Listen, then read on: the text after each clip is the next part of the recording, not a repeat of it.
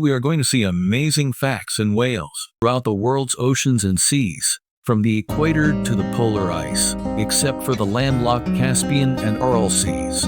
They are mammals, and they share the defining traits of that group. They breathe air, are warm-blooded, give live birth, suckle their young on milk, and have hair. All are entirely aquatic, with specialized adaptations such as flippers and tail flukes for living in water.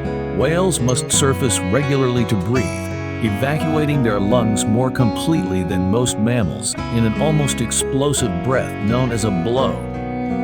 Blows are visible because water vapor in the whale's hot breath condenses when the blow is released, despite living in a medium that has much greater thermal conduction characteristics than air. Whales, like other mammals, must regulate their body temperature.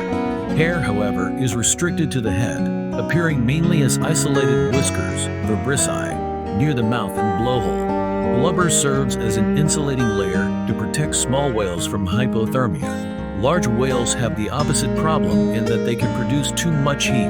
They possess elaborate thermoregulation mechanisms to prevent overheating.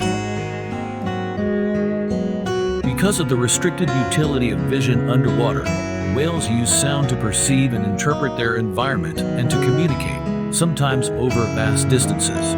Biologists have computed that the 10 Hz sounds of fin whales, Balanoptera physalis, for example, can travel over 1,800 kilometers, 1,100 miles. Toothed whales can produce sounds and interpret their reflections by active echolocation. The extent to which baleen whales have this ability is unknown. Following internal fertilization, female whales are pregnant for about a year. The young are relatively large when born, 1/3 to 1/2 the length of the mother. They are nursed for about 6 months on extremely rich milk containing almost 50% fat. Whales have one pair of nipples located at the rear of the abdomen, near the genital opening. The first fossil whales are known from rocks approximately 50 million years old, early Eocene epoch. These members of the extinct suborder Archaeoceti are the primitive whales from which modern whales are derived. They show many similarities to terrestrial mammals, including a differentiated dentition, heterodonty, consisting of incisors, canines, premolars, and molars. Archaeocetes gave rise to the living suborders, the baleen whales, suborder Mysticeti, and the toothed whales, suborder Odontoceti. Mysticetes have baleen plates and take small prey by the mouthful, mainly in the form of drifting, planktonic crustaceans such as copepods and krill, but they also occasionally consume small schooling fish or squid. One interesting departure from this pattern is the gray whale, Escherichthys robustus, which commonly eats shrimp and other bottom-dwelling creatures. It scoops up mud and strains it through the baleen plates, retaining its food.